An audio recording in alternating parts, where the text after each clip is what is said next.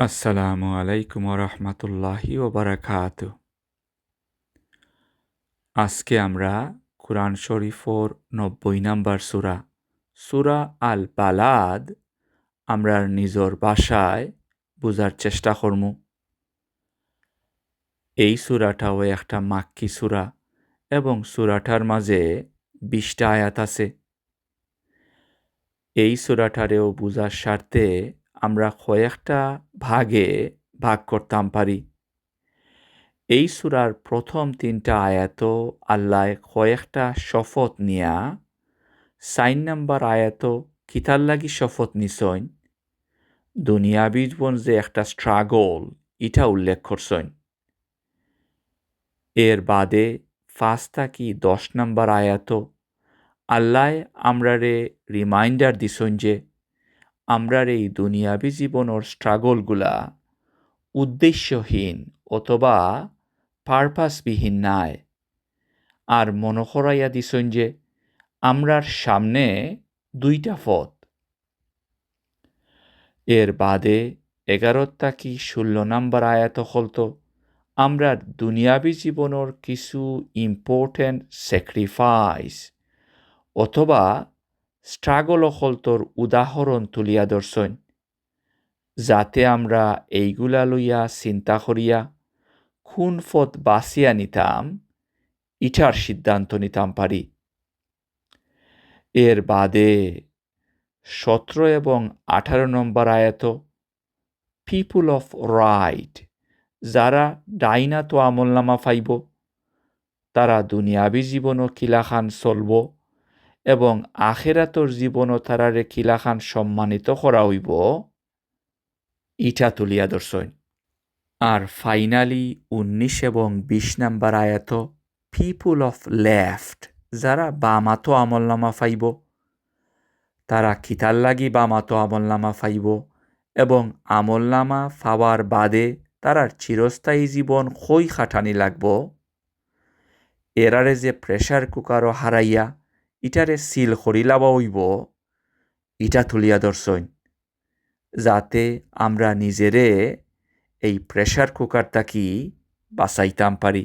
এই সূরার লগে এর আগর সূরার সম্পর্ক কিতা ইটা বুঝতে পারলে এই সূরাটা বুঝা সহজ হইজিব। এর আগর সূরা সূরা আল ফজর লইয়া চিন্তা করলে আমরা বুঝতাম পারমু যে ঈসা আলাইহিস সালাম এবং মুহাম্মদ সাল্লাল্লাহু আলাইহি সাল্লামর মাঝে ৬০০ বছর ব্যবধান এবং এই সময়টা দুনিয়ার মাঝে রাইতুল্লাহ খান একটা অন্ধকার সময় আসিল। সূরা আল ফজর আল্লাহ শুরু করছিলা ফজরর সময়র শপথর মাধ্যমে, যেই সময় শুরুর মাধ্যমে আল্লাহ রাইতর অন্ধকারর সমাপ্তি ঘটাইয়া দুনিয়াটারে আবার আলোকিত করিয়া নতুন দিনর ব্যবস্থা করি দেন। এই ফজরর সময়র লাখান দুনিয়ার মাঝে আল্লাহ নবী করিম সাল্লাল্লাহু আলাইহি সাল্লাম রে ফাটাইয়া দুনিয়ার অন্ধকার দূর করিয়া নতুন দিন ইসলামর ব্যবস্থা করিয়া দিছইন। অতএব আমরা যদি সফলতা অর্জন করতাম চাই তাইলে এই সুবর্ণ সুযোগর সদ্ব্যবহার করিয়া নবী করিম সাল্লাল্লাহু আলাইহি সাল্লামর আকীদা ফলো করা লাগব। সূরা আল ফাজরও আমরা পাইছি যে আল্লাহ আদ, সামুদ আর ফেরাউন জাতির বিলাদখল অর্থাৎ এরার সুরক্ষিত শহরহল, এরার সভ্যতা, এরার সিভিলাইজেশন, ক্ষমতা, বাহাদুরি মুহূর্তর মাঝে ধ্বংস করিলাইছিলা এরার অবাধ্যতার কারণে। এই রিমাইন্ডারটা যাতে আমরা ভুলি না ও তার লাগি আল্লাহ সূরা ফজরর ১৪ নাম্বার আয়াত আমরা রেখইছিলা যে আল্লাহর সতর্ক দৃষ্টি আমরা সবার প্রতি আছে। অতএব আল্লাহর এই ওয়ার্নিংটা আমরা মনে রাখা লাগব। নবীজির আমলও মক্কায় একটা বিজনেস হাব অথবা উন্নত শহর আসিল। সূরা আল বালাদ আল্লাহ শুরু করইন এই শহরর শপথর মাধ্যমে যাতে মক্কার কাফির মুশরিক লিডার অকলতে আদ সামুদ আর ফেরাউনর জাতির শহর অকলতর তারার অবাধ্যতার লাগি কিতা হইছিল ইটা লইয়া চিন্তা করিয়া তারার নিজর শহরর ভবিষ্যৎ লইয়া চিন্তা করে কারণ আল্লাহ চাইলে তারার অবাধ্যতার লাগি তারার শহরেও মুহূর্তর মাঝে ধ্বংস করতে পারেন আমরারও এই উদাহরণটা লইয়া চিন্তা করা লাগব কারণ আমরা উঠতে বইতে হই সিলেট একটা পুণ্যভূমি আর এই জায়গার অধিবাসী হইয়া গর্ববোধ করি অথচ আমরার লেনদেন আমরার চলাফেরা অত্যন্ত উদ্ধত অতএব এই সম্মানিত পুণ্যভূমির সম্মানিত বাসিন্দা হইতে হইলে বহির্বিশ্বে এই সম্মানিত শহরে রিপ্রেজেন্ট করা লাগব নবী করিম সাল্লাল্লাহু আলাইহি ওয়াসাল্লাম খান সম্মানিত আখলাকর অধিকারী হওয়া লাগব আবু জাহাল এবং আবুল আহাবুল্লাহ খান অবৈধতার জীবন থাকলে পরিহার করা লাগব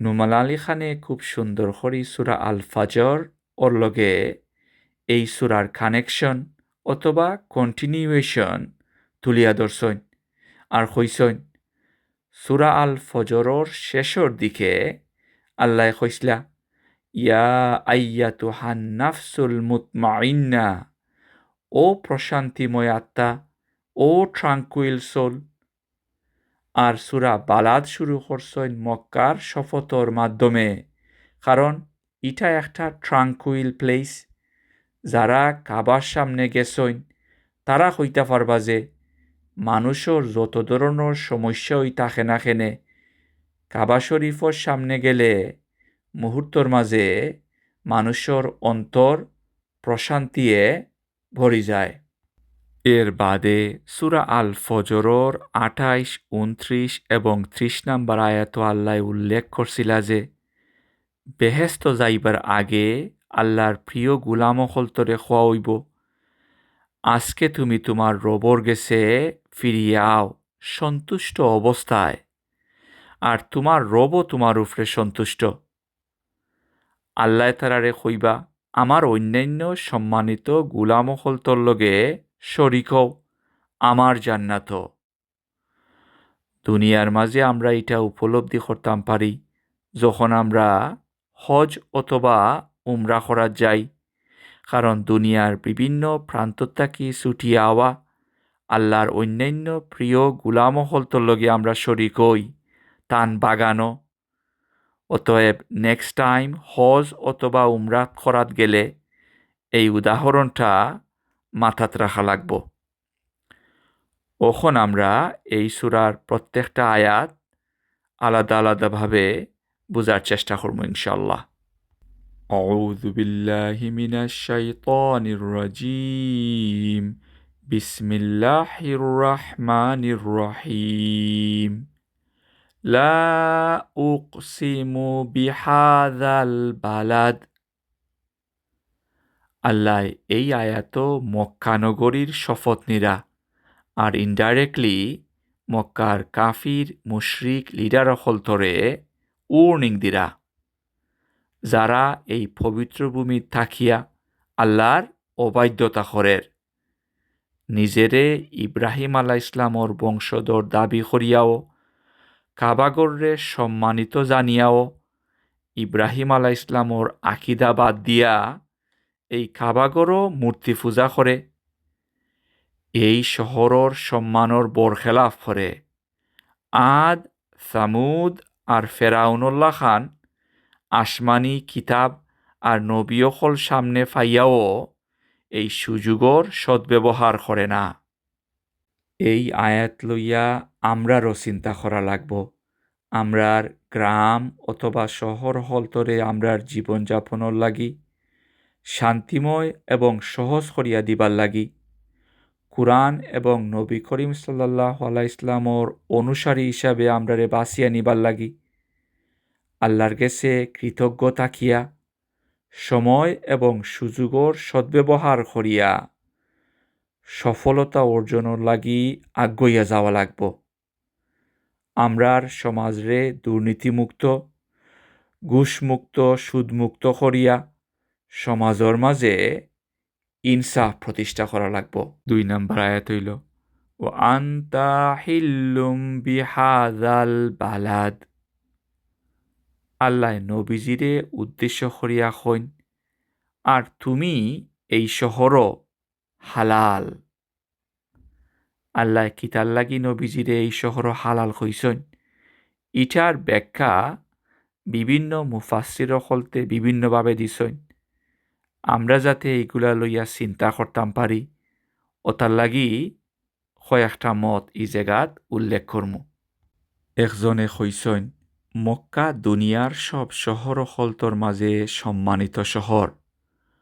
ওতার লাগি আল্লাহ সূরাটা শুরু করছইন মক্কার শপথর মাধ্যমে।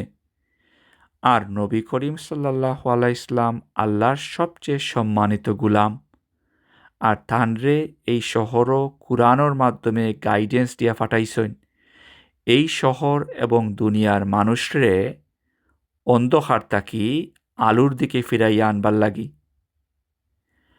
আর একটা মত হইল যে জাহেলিয়াতর যুগও তখনকার মানুষে হারাম শরীফর এরিয়াত মারামারি করত না, খুন খারাপি করত না, কিন্তু ইসলামরে থামাইবার লাগি তারা এই জায়গাতেই নবী করিম সাল্লাল্লাহু আলাইহি ইসলামরে হত্যার পরিকল্পনা করছিল, যে জায়গাত তারা কোনো পশুও হত্যা করত না, নিষিদ্ধ অথবা হারাম মনে করত। ও জায়গাতেই তারা আল্লাহর সবচেয়ে প্রিয় গুলামরে হত্যা করা হালাল অথবা পারমিসিবল হিসাবে বাছিয়া নিছিল। তারার স্বার্থ হাসিল করবার লাগি তারার সামাজিক রীতিনীতি এবং এথিক্যাল স্ট্যান্ডার্ডর উল্টা কাম করার প্ল্যান করছিল। ইটার থাকি আমরারও শিক্ষা নেওয়া লাগব, কারণ আমরাও স্বার্থর লাগি কোনো সময় আমরার কালচার, আমরার সামাজিক রীতিনীতির উল্টা কাম করি। আর একটা অপিনিয়ন হইল যে এই শহর নবীজির লাগি হালাল হওয়ার কারণ হইল কনকোয়েস্ট অফ মক্কা, মক্কা বিজয়ের সময় আল্লাহ যে নবীজিরে এই মক্কার ভিতরে ওই মক্কার যুদ্ধাপরাধী হলতরে শাস্তি দিবার লাগি অনুমতি দিসলা। ইটা তুলিয়া ধরছইন। দুনিয়ার অন্য কোনো মানুষরে নাই, একমাত্র নবী করিম সাল্লাল্লাহু আলাইহি ইসলামরে আল্লাহ এই সম্মানের অধিকারী করছিলা। মক্কার কাফির মুশরিক হলতরে মক্কার হারাম এরিয়ার ভিতরে ওই নবীজিরে হত্যার প্ল্যান করে, নবীজির সাহাবী হলতরে অত্যাচার জুলুম নিপীড়ন করে। আর আল্লাহ এই আয়াত নবীজিরে ধৈর্য ধরার লাগি উৎসাহিত কররা, কারণ আল্লাহরও একটা প্ল্যান আছে যেটা নির্দিষ্ট সময় কয়েক বছর বাদে বাস্তবায়িত হইছিল, যখন নবীজিয়ে মক্কা বিজয় করিয়া যারা তখনও ইসলামর ছায়াতলে আইছিল না আর যুদ্ধাপরাধী তারারে শাস্তি দিসলা। অতএব ইটার তাকি আমরারও শিক্ষা নেওয়া লাগব, আল্লাহর সিদ্ধান্তর উপরে ধৈর্য ধরা লাগব, আর আল্লাহ প্রদত্ত জীবন ব্যবস্থার উপরে অটল থাকা লাগব। 3 নম্বর আয়াত হইল ওয়ালিদি ওয়ামা ওয়ালাদ। আর শপথ জন্মদাতার আর হেজা জন্ম দিছে তার। কোনো মুফাসসির হলতর মতে আল্লাহ এই আয়াত আদম আলাইহিস সালাম এবং সমস্ত মানব সন্তানের কসম দিছেন। আর অন্যান্য উলামা হলতর মতে আল্লাহ এই আয়াত ইব্রাহিম আলাইহিস সালাম, তান ছেলে ইসমাইল আলাইহিস সালাম এবং তারার সুযোগ্য উত্তরসূরি নবী মুহাম্মদ সাল্লাল্লাহু আলাইহি ইসলামরে বুঝাইছেন। কারণ মক্কার কাফির মুশরিক হলতে বুক ফুলাইয়া হইত, আমরা তো ইব্রাহিম আলাইহিস সালামর বংশধর, আমরা তান ট্রেডিশন দরিয়া রাখছি, কাবা শরীফরে মেনটেন করি। আমরার সমাজও মসজিদ মাদ্রাসা আর মাজারও হলতর মুতোয়াল্লিও হলতে যেইভাবে বুক ফুলাইয়া আটইন, নিজেরে আল্লাহর চৌজেন পিপুল হিসাবে দাবি করইন, অথচ মক্কার লিডারও হলতর বিশ্বাস আর চলাফেরা আসিল ইব্রাহিম আলাহ ইসলাম এবং ইসমাইল আলাহ ইসলামর চলাফেরা এবং বিশ্বাস থাকি সম্পূর্ণ ভিন্ন। এই মানুষগুলার ধারণা, তারার চিন্তা ভাবনা আর বিবেক বুদ্ধি অতই নিচে নামছিল যে আল্লাহ যখন তারারে ফত ফিরাইয়া আনবার লাগি নবী মুহাম্মদ সাল্লাল্লাহু আলাইহি ইসলামরে ফাটাইলা, তখন তারা তানরে অনুসরণ করা তো দূরের কথা, উল্টা তানরে হত্যা করার প্ল্যান করছিল। আমরারও এটার তাকি শিক্ষা নেওয়া লাগবো।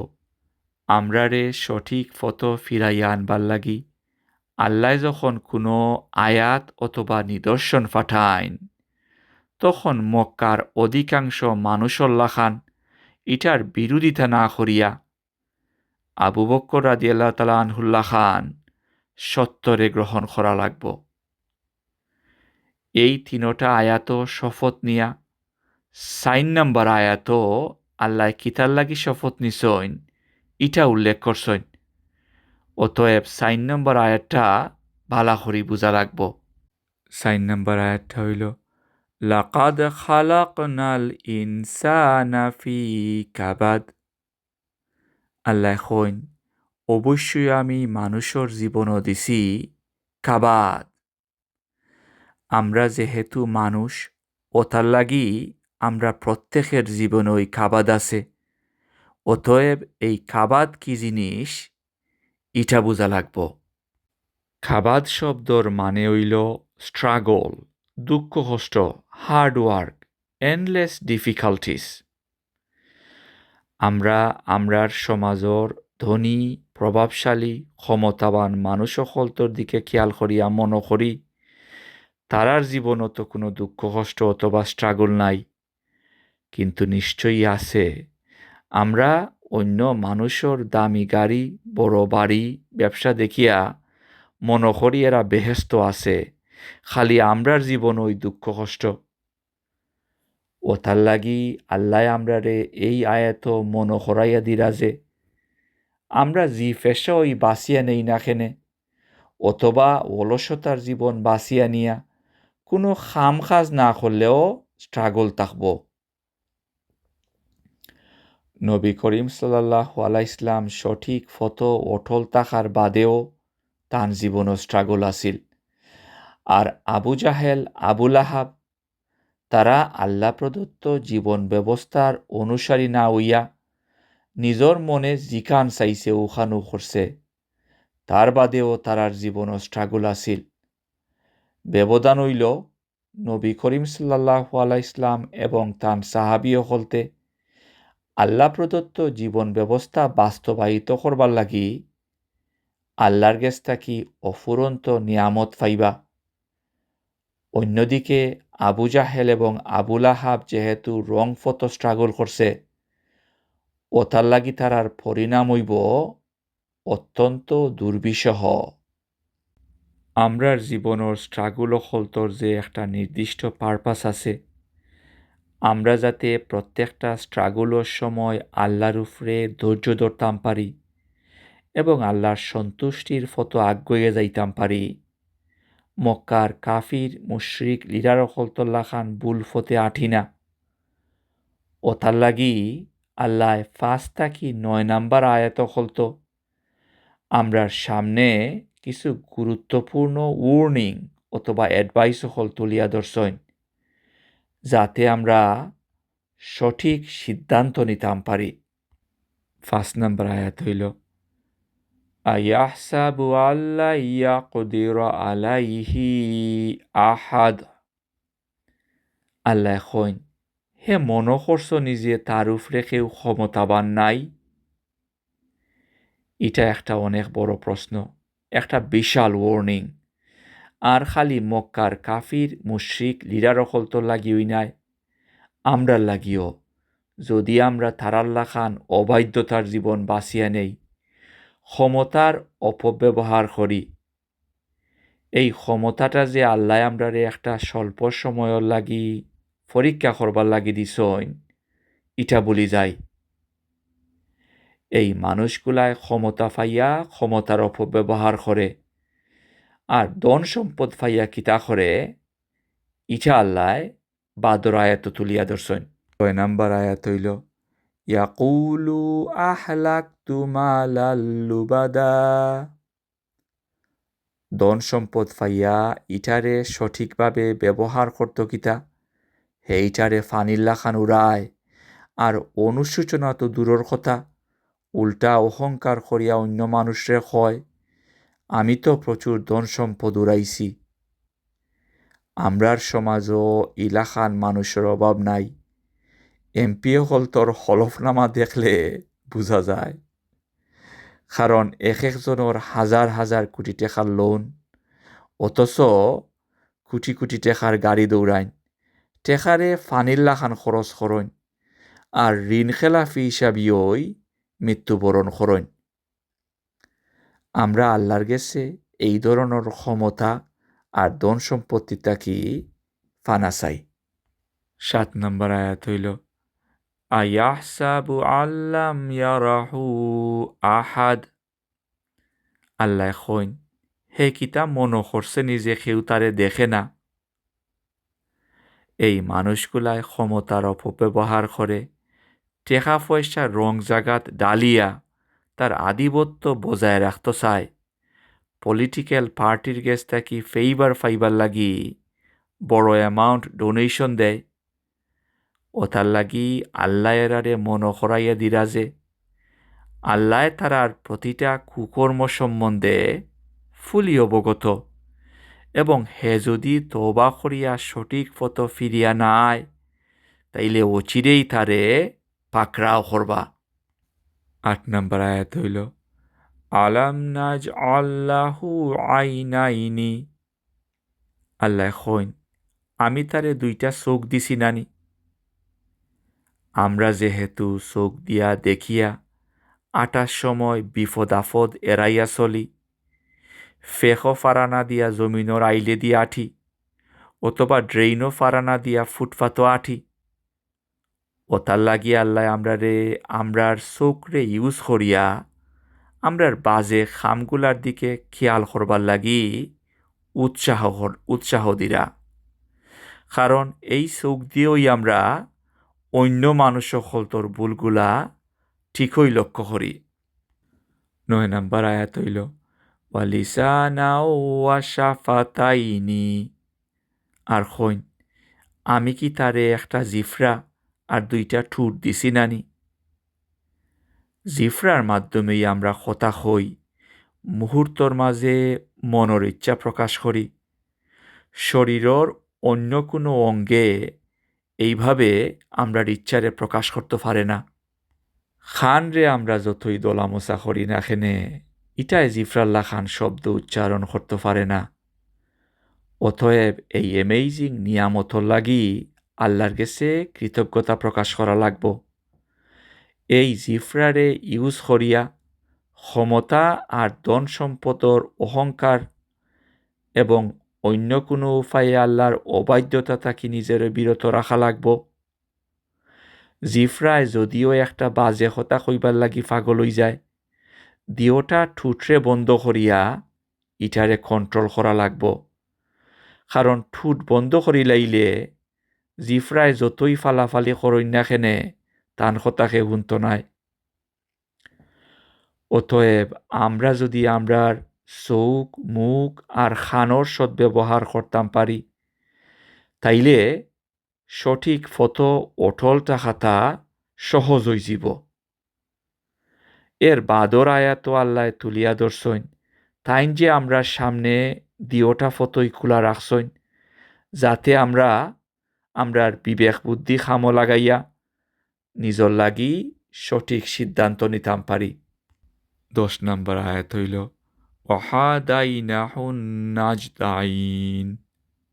আর আমরা তারারে দেখাইছি গাইড করছি দিওটা ফতই, অর্থাৎ আল্লাহ বালামন্দ দিওটা ফতই মানুষরে শিকাইছইন। কুরআনোর মাধ্যমে আল্লাহ দিওটা ফতোরই আউটকাম তুলিয়া ধরছেন, যাতে we can make an informed decision. নিজের ভবিষ্যতের সিদ্ধান্ত নিজেই নিতাম পারি। আর জি ফতোই বাঁচিয়া নেই না খেনে স্ট্রাগুলোর মাধ্যমে এই ফতো আগ্রয়ে যাইতাম পারি।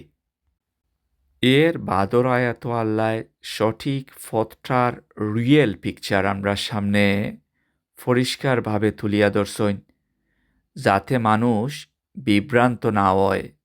কারণ আমরা অনেকেই মনে করি সঠিক ফতো থাকলে আমরা দুনিয়াবী জীবন আরামায়েশে কাটাইতাম পারমু, আমরা দুনিয়াবী জীবন সহজ হইব।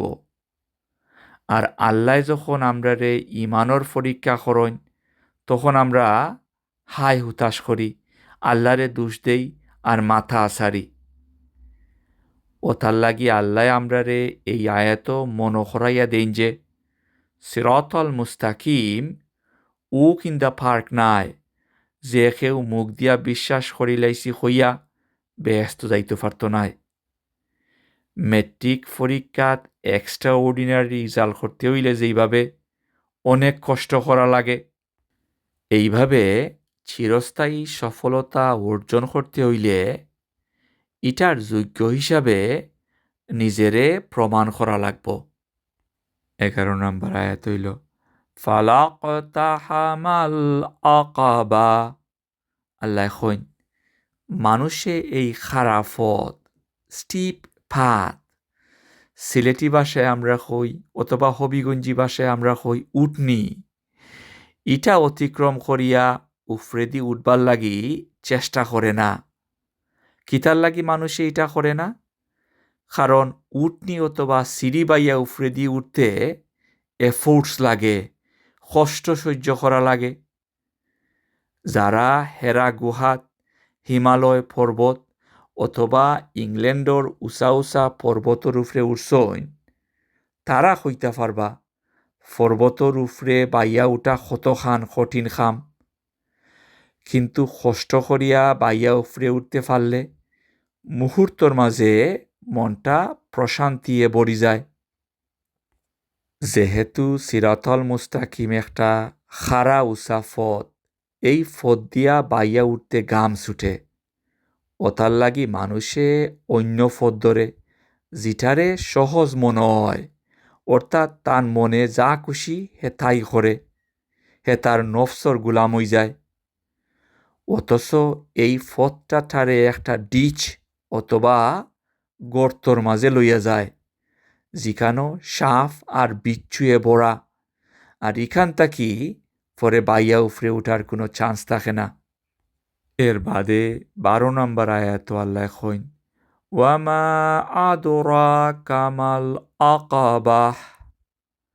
আর তুমি কিভাবে বুঝবাই এই দুর্গম খাড়া ফটটা কিতা? ইটা হইয়া আল্লাহ আমরা সামনে এই খাড়া ফতর কিছু উদাহরণ তুলিয়া ধরছইন, যাতে আমরা বুঝতাম পারি আমরা কি এই খাড়া ফতো আসিনি নাকি আমরা সহজ পথ বাছিয়া নিছি। প্রথম উদাহরণটা হইল ফাকুরাকাবাহ। ইটা হইল দাস সকলতরে মুক্ত করিয়া দেওয়া। স্লেভারি অথবা দাস প্রথা আমরার সমাজও নাই, অতএব আমরা বুঝতাম নাই এটা যে কত জঘন্যতম একটা প্রথা আছিল। ইসলাম ধর্মই দুনিয়ার তাকি দাস প্রথা বিলুপ্ত করছে, কিন্তু অত শত বছর বাদেও আমরার মন মানসিকতার মাঝে এই প্রথাটা রই গেছে। অতএব আমরার মন তাকি এটারে বিলুপ্ত করা লাগবো, আর নিজেরে শয়তানোর গুলামি, আমরার ইচ্ছা অনিচ্ছার গুলামির তাকি মুক্ত করা লাগবো। কারণ এটাও একটা দাস প্রথা। অন্য মানুষ সকল তোর দুঃখ কষ্ট মিজারি, তারার শারীরিক এবং মানসিক স্লেভারি, যেমন কেউ যদি ঋণগ্রস্ত থাকে, এটাও একটা স্লেভারি, অনেক বড় যন্ত্রণা আর দায়বদ্ধতা। অতএব মানুষরে এই ধরনের দায়বদ্ধতা তাকে রক্ষা করলে দাসকল তরে মুক্ত করার সোয়া পাওয়া যাইব। এই আয়াত আল্লাহ আমরারে এনকারেজ করা to help the imprisoned, the one who is imprisoned unjustly, and free people from oppression. Steep uphill journey 2 number example হইল أو إطعام في يوم ذي مسغبة। দুর্ভিক্ষর সময় ক্ষুধার্ত মানুষরে খাদ্যশস্য দিয়া তারার ক্ষুধা নিবারণ করা, এটা অত সহজ কাজ নাই। কারণ যখন ফাইন্যান্সিয়াল অথবা ইকোনমিক ক্রাইসিস চলে তখন নিজর লাগিও যথেষ্ট থাকে না। আর in this sort of difficult times preferring others over ourselves is not that easy. আমরার সমাজও দেখা যায় যারার আল্লাহর উপরে পরিপূর্ণ ঈমান নাই, যার মাঝে কোনো মানবিকতা নাই, এই ধরনের অসাধু ব্যবসায়ী হলতে বন্যা, দুর্ভিক্ষ, ইভেন রোজার সময় স্টক কন্ট্রোল করিয়া জিনিসের দাম বাড়াইয়া মানুষের বিপদের সময় ফায়দা লুটে। অতএব এই আয়াত আল্লাহ আমরারে কঠিন সময়ও মানুষরে জুলুম না করিয়া তারার শারীরিক এবং মানসিক হার্ডশিপ লাঘব করার লাগি উৎসাহিত করা। স্টিপ আপহিল জার্নির 3 নম্বর এক্সাম্পল হইল ইয়াতিমান দা মাকরাবাহ। এর আগর সূরা ফাজরও আমরা দেখছিলাম যে বাজে মানুষ হলতে এতিম হলতর লগে বালা ব্যবহার করে না। কিন্তু আমরা যারা আল্লাহর উপরে ঈমান আনছি আর একমাত্র আল্লাহর গেস্তা কি উত্তম প্রতিদান চাই, এরারে এই আয়াত আল্লাহ তারার নিকটবর্তী এতিম হলতরে সাহায্য সহযোগিতা করিয়া স্টিপ আপহিল জার্নিত আগুয়া যাইবার লাগি উৎসাহিত করা। এর বাদে 16 নম্বর আয়াত আল্লাহ স্টিপ আপহিল জার্নির 4 নম্বর উদাহরণ তুলিয়া ধরছেন। 16 নম্বর আয়াত হইল আও মিসকিনান দা মাতরাবাহ। এই আয়াত আল্লাহ মিসকিন, নিডি পারসন, যারা নুন আনতে ফান্তা ফুরায়, যারা তারার বেসিক নিড ফুলফিল করার ক্ষমতা নাই, এই ধরনের মানুষ সকলতর লগে কাইন্ড ট্রিটমেন্ট, দয়া প্রদর্শন করার লাগি উৎসাহিত করা। ইসলাম একটা মানবিক ধর্ম। ইসলামে যেইভাবে হিউম্যানিটেরিয়ান ক্রাইসিস সকলতরে অ্যাড্রেস করে অন্য কোনো ধর্মই এইভাবে করে না। আর ইসলামরে বালা করি ফলো করলে দুনিয়াও সুন্দর হয় এবং আখেরাতও সুন্দর হয়। অতএব আল্লাহর এই সেকশনে যে 4টা আপহিল জার্নির উদাহরণ দিছেন এইগুলা মনে রাখা লাগব এবং এই ইমোশনালি কঠিন কামগুলা নিজের জীবনও বাস্তবায়িত করিয়া স্টিপ আপহিল জার্নিত আগুয়ে যাওয়া লাগব। আমরা নিয়ারলি এই সূরার শেষের দিকে আইছি, মাত্র 4টা আয়াত বাকি রইছে। আর এই 4টা আয়াতও আল্লাহ দুনিয়ার সব মানুষের বর্তমান অবস্থা তুলিয়া ধরছেন আর এরার গন্তব্যস্থল কই ইটাও তুলিয়া ধরছেন। অতএব এই 4টা আয়াত বুঝিয়া নিজের গন্তব্য নির্ধারণ করিয়া ও ধরনের চারিত্রিক বৈশিষ্ট্য অর্জন করা লাগব। প্রথমেই 17 এবং 18 নম্বর আয়াত আল্লাহ পিপুল অফ রাইট, ডাইন দিকর মানুষ সকলতর পরিচয় তুলিয়া ধরছেন আর এরার ফাইনাল ডেস্টিনেশন, এই চারিত্রিক বৈশিষ্ট্যগুলায় তারারে কোন জায়গায় পৌঁছাইব ইটাও তুলিয়া ধরছেন। 17 নম্বর আয়াত হইল ثم كان من الذين آمنوا وتواصوا بالصبر وتواصوا بالمرحمة আমরার মনে রাখা লাগবো যে এই আয়াতগুলার প্রথম অডিয়েন্স আসলাম মক্কার মানুষ হল যারা কৃতদাস সকলতর লগে অমানবিক আচরণ করত ফুরি নকল তারার গড় জন্ম নিলে ইগুরে যে কয়েক বছর খাওয়াইয়া আরো বেটার গেছে বিয়া দিলাওয়া লাগবো কোনো ফাইনান্সিয়াল বেনিফিট নাই ওতার লাগি এই কন্যা সন্তান হল জন্মর বাদেওই তারা মারি লইত কাবা শরীফ ও মূর্তি রাখিয়া তারা পয়সা খামাইত অভাবী ক্ষুধার্ত মিসকিন হলতরে কোনো সাহায্য করত না এতিম হলতর সম্পত্তি গ্রাস করত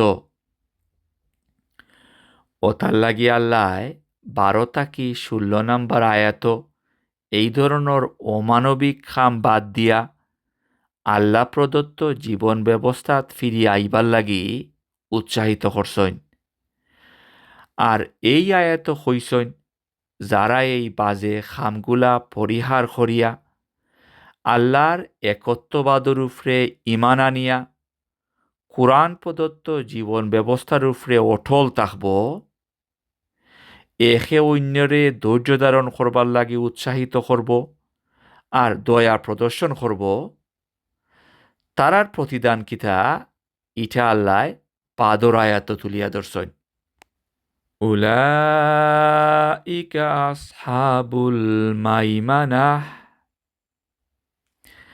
এরাই হইব সৌভাগ্যবান ডাইন দিকর মানুষ far on the right side আল্লাহ আমরারে দুনিয়ার মাঝে এই ধরনের মানুষের চারিত্রিক বৈশিষ্ট্য দিতা আর আখিরাত আসহাবুল মাইমানার অন্তর্ভুক্ত কর্তা যারা ডাইন দিকর মানুষ হইবার লাগি উৎসাহী নাই অথবা অলসতার লাগি খারাফত অতিক্রম করিয়া উফরেদি উঠিয়া আসহাবুল মাইমানার অন্তর্ভুক্ত হইতা চাইনা আল্লাহ তারার পরিচয় এবং তারার গন্তব্যস্থল কিতা ইটা তুলিয়া ধরছেন 19 এবং 20 নাম্বার আয়াত যাতে এই ফটো থাকা মানুষগুলায় বুঝে যে হে কোন দিকে আগাইতে আছে আর গাড়ির স্টিয়ারিং হুইল ঘুরাইয়া ডাইরেকশন পরিবর্তন করে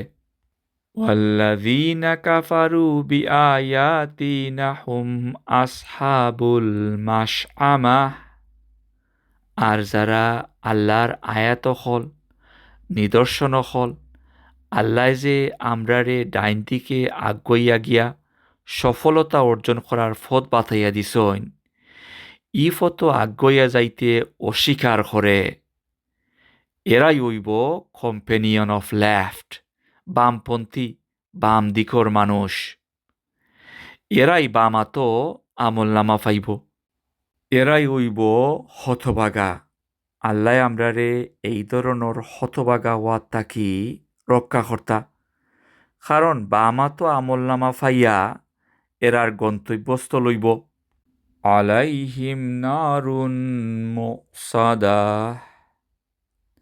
আমরা যেইভাবে মাংসরে প্রেসার কুকারও হারাইয়া লিড বন্ধ করিলাই এইভাবে এরারে দুজখর ভিতরে হারাইয়া ইটার লিড পার্মানেন্টলি সিল করে দেওয়া হইব এবং এরা কোনোদিন এই জায়গার থাকি বারুই আইতে পারত নাই আল্লাহ এই সূরাটা কতই ভয়ঙ্কর একটা আয়াতর মাধ্যমে শেষ করছেন অতএব এই আয়াতটা লইয়া আমরা চিন্তা করা লাগব নিজেরে জাহান্নাম এই প্রেসার কুকার থাকি বাঁচাইবার লাগি চেষ্টা করা লাগব আল্লাহর কাছে প্রতিনিয়ত জান্নাতর লাগি আবদার করা লাগব এবং জাহান্নাম তাকি রক্ষা করবার লাগি কাকুতু মিনতি করা লাগব বাই সেইং আল্লাহুম্মা ইন্নী আসআলুকাল জান্নাতা ওয়া আউযু বিকা মিনান নার আর আমরা সামনে যে একটা রমজান পাইছি এই রমজানোর সদ্ব্যবহার করিয়া লাইলাতুল কদর ধরার তৌফিক আল্লাহ আমরারে দিতা আসসালামু আলাইকুম ওয়া রাহমাতুল্লাহি ওয়া বারাকাতুহু